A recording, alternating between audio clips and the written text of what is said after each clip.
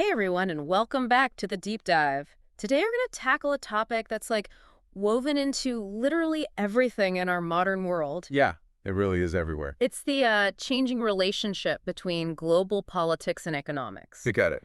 And we're shining a spotlight on China. Always fascinating. For sure. We're diving into Hub China Through 3,000 Years by Shizan. Great book, full of insights connecting China's past to where they're headed now. Right. Okay, so one of the things that really jumped out was how globalization has just blurred the lines between things. Yeah, it's like economics doesn't care about our old political maps anymore. Exactly. Like economic activity is just outgrowing those boundaries. Exactly. It's almost like economics is creating its own map. Ooh, that's a good way to put it. So the book uses this term, intermediate goods trade. Yeah.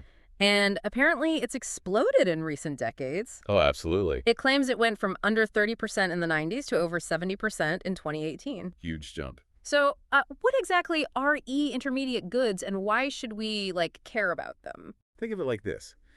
Imagine a car. Oh, yeah. Instead of one country making the whole thing, the parts are made all over the place. Okay. Yeah, engines made in one place, the electronics somewhere else, the body panels somewhere else. These are intermediate goods. So they're like the pieces of the puzzle? Yeah, the building blocks Yeah. of the final product. And 70% of what's traded globally are these components. That's insane. It's like a giant international puzzle. It really is. But the book is arguing that this surge in intermediate goods trade makes traditional trade wars less effective. Oh, yeah. The kind fought with tariffs. Right, because think about it. If most of what's being traded are parts, putting a tariff on the final product, Like that car we were talking about. like the car, yeah, only affects a small portion of all the economic activity involved So it's like using a Band-Aid for for a major injury. yeah, like a bursting pipe or something. A tiny little Band-Aid won't fix that. Right. So the old tools of economic influence aren't working as well as they used to. Yeah, they're losing their power. Makes you think about what new tools they might need in this new world. For sure. The whole game is changing. Now, the book calls this the unraveling of unified political and economic spaces, which sounds very, Academic. yeah, a little bit. Can you unpack that for us? What does that actually mean? Basically, what one country does politically inside its own borders can have a huge ripple effect on the economies of other countries. Yeah, okay. And that affects their politics, too. Because everything is so interconnected. That old way of thinking that what happens in one country stays in one country, that's just not true anymore. No, not at all. Not in this globally connected world. Right, especially with these huge global supply chains. Yeah, one little hiccup in one place can disrupt businesses everywhere. Makes sense. The book that raises this question, if we don't have some kind of global framework to manage this new reality, what risks are we facing? It's a big question. Yeah? The book argues that this lack of a global political structure could lead to a lot of instability. Because if things go wrong in one place. Exactly. The impact can spread really fast and cause a lot of economic and political turmoil. So it's not just economics, it's global security too. That's right. It's all connected. Okay, I'm starting to see why this deep dive is so important. Now let's talk about China specifically. Good. The book spends a lot of time on China's role in all of this. Makes sense. It talks about how China historically saw itself as like the world. Right. Almost like they didn't see a need for other national identities. Yeah, it was very inward focused. And that only really changed when they started interacting more with the West. Right. They were forced to develop a more concrete national identity because of that external pressure. Exactly. So like they suddenly had to define themselves in relation to the rest of the world. Interesting. So how does all that historical baggage affect China's approach to globalization today? Well, especially with countries like the U.S. Yeah, like how does that history play into their interactions with the West now? The book suggests that it's led to a very strategic, almost pragmatic approach to engaging with the global economy. So they're very careful and deliberate. Yeah, they participate, but always with their own interests in mind. With their own unique interpretation of their place in the world. Precisely. They're playing the long game. That makes sense. Yeah. And speaking of strategy, the book uses the U.S.-China trade war as an example. Yeah, a real-world example of how this new global order plays out. And it argues that the trade war didn't unfold as many experts predicted. Right. It's those intricate global supply chains again. Yeah. The impact of the tariffs was much more spread out, less direct than people thought it would be. So the global economy showed surprising resilience. Yeah, it's more adaptable than we give it credit for. But what about China? How did they handle it? That's where their dual circulation strategy comes in. Soil circulation. It's like a balancing act. Okay. They're focused on both their domestic market and the international trade. So they're not putting all their eggs in one basket. Exactly. It lets them be less reliant on any one country or region. So they're hedging their bets in this increasingly complex system. You could say that.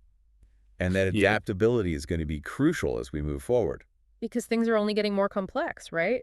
Absolutely, especially with these new spaces that are emerging. Oh, yeah, you mentioned those earlier. They're further complicating the relationship between politics and economics. Ooh, now you've got me hooked. What kind of new spaces are we talking about? Are we going sci-fi here?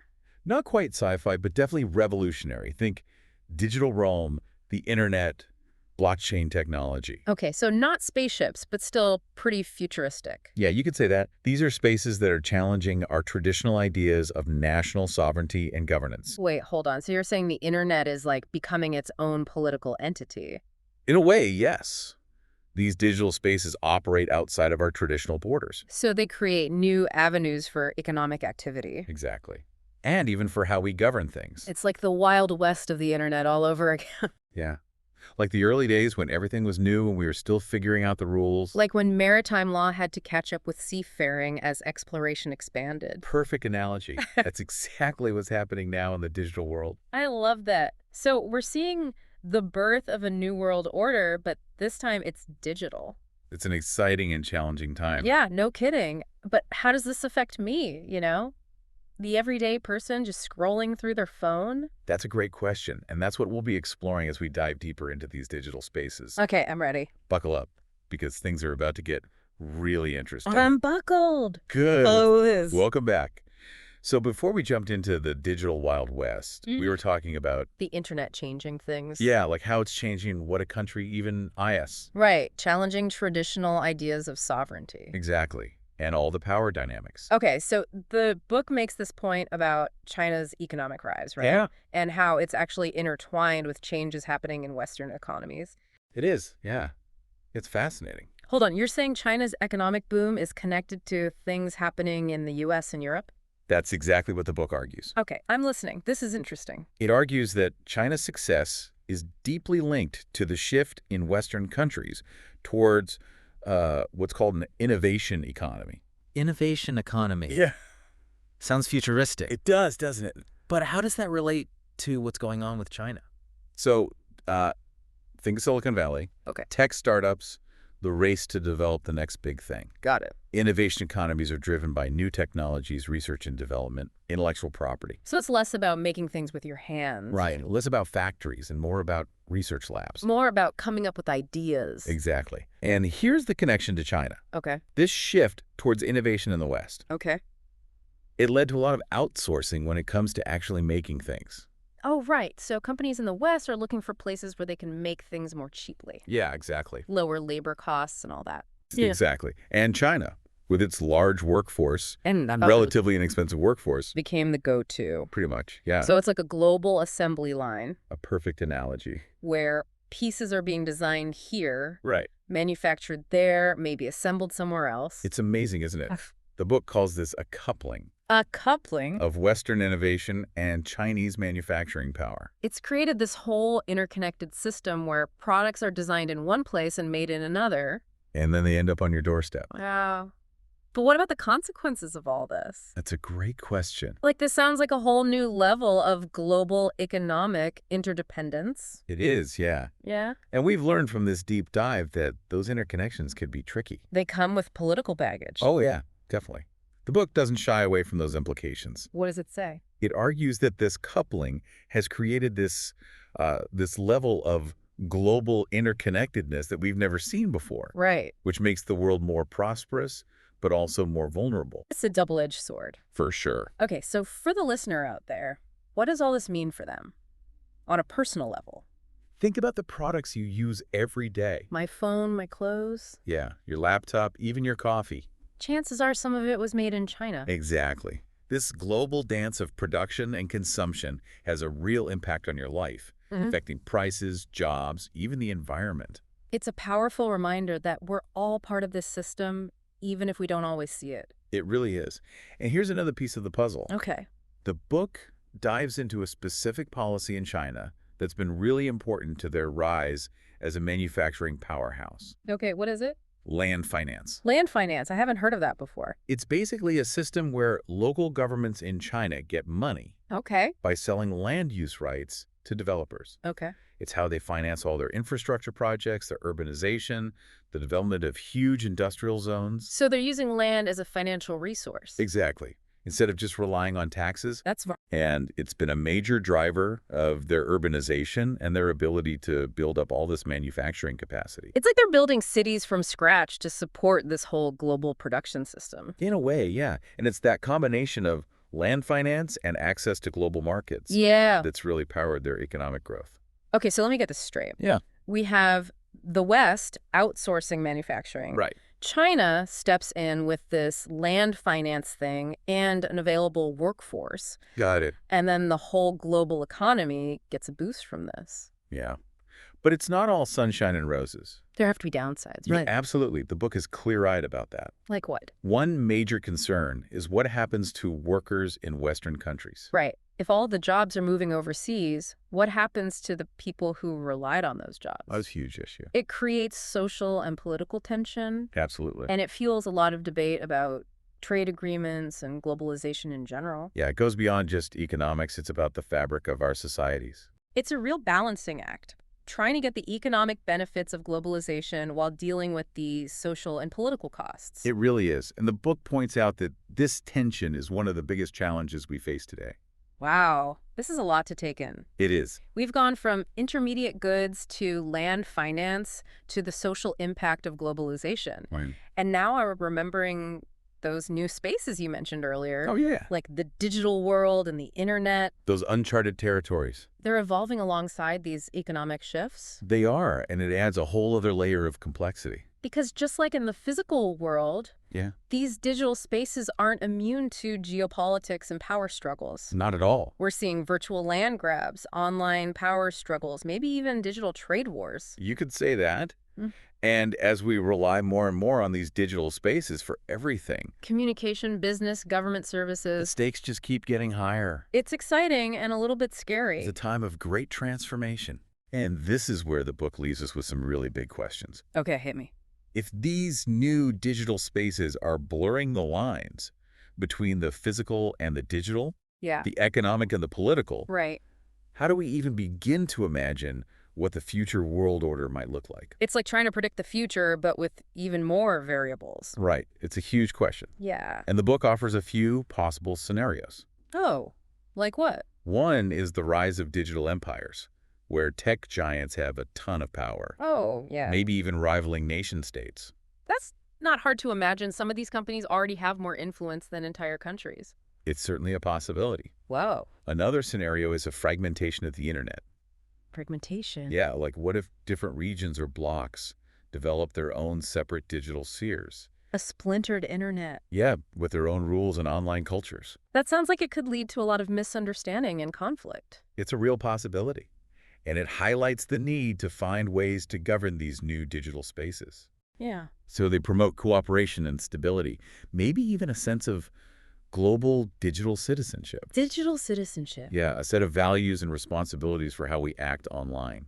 Like taking the best parts of citizenship in the real world and applying them to the digital world. That's the idea. I like it. It's a really interesting concept. Yeah. And it speaks to this need for a new kind of global imagination. New ways of thinking. Exactly. One that can grapple with all these huge changes happening in the world. This deep dive has given me a lot to think about. It's a lot to absorb. Information overload, but in a good way. It's making me think about the world differently. That's great. The book reminds us that the future isn't set in stone. Right. We have the power to shape these changes. It's not just about watching, it's about doing something. Exactly. Engaging and diving deep into these issues. And who knows, maybe by understanding these trends, Yeah. we can help create a better future. A more just and equitable digital future. That's a great thought.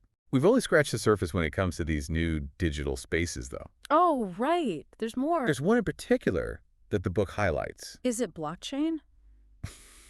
You read my mind.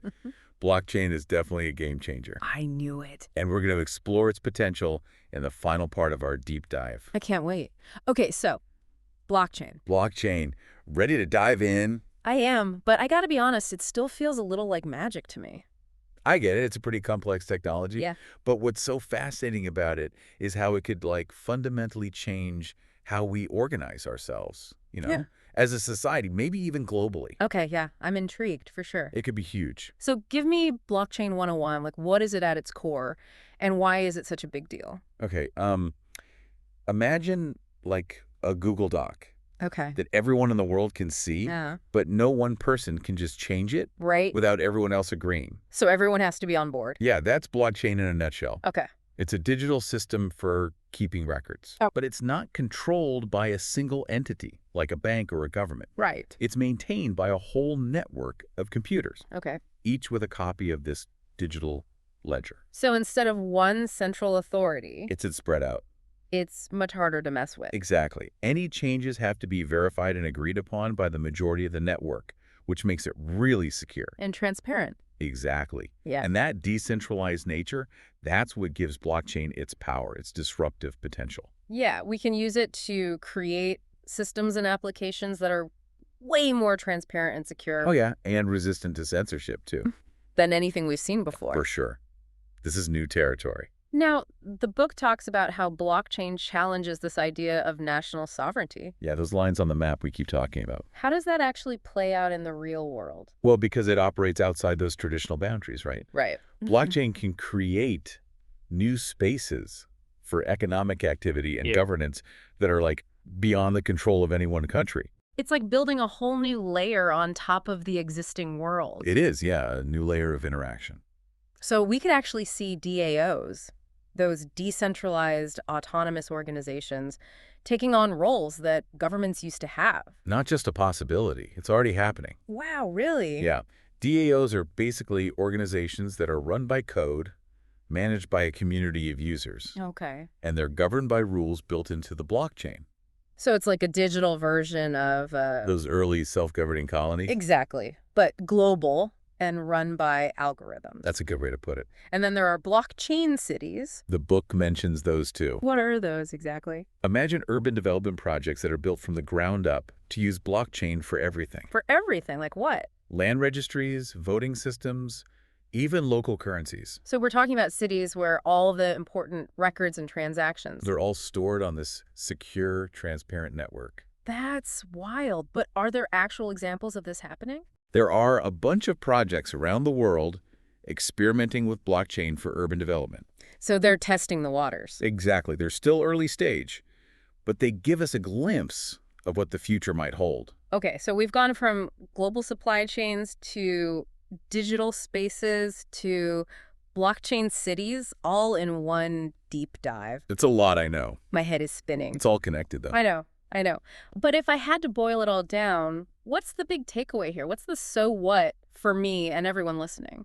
I think the most important thing to remember is that we're living in this this era of just crazy interconnectedness. The world is shrinking. The lines are blurring between the physical and the digital, the local and the global. Faster than ever before. Exactly. Yeah. And that interconnected, it's both amazing and terrifying. Right. Because it creates all these new opportunities, but also all these new challenges. It drives innovation and economic growth, creates possibilities for global cooperation. But it also increases risk. It can make inequality worse. It challenges our old ways of doing things. And it's happening so fast. So it's on us to figure out how to use this interconnectedness for good.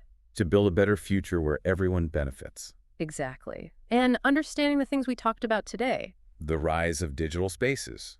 The potential of blockchain. That's the first step. It's all about knowledge and awareness. It's been fascinating to explore all this, how globalization and technology are changing everything. It has been a really interesting deep dive. Thanks for joining me. It's been a pleasure. And thanks to all our listeners for tuning in. Thanks, everyone. This is just the beginning of the conversation, so keep exploring, keep asking questions, keep diving deep into the things that matter. Until next time.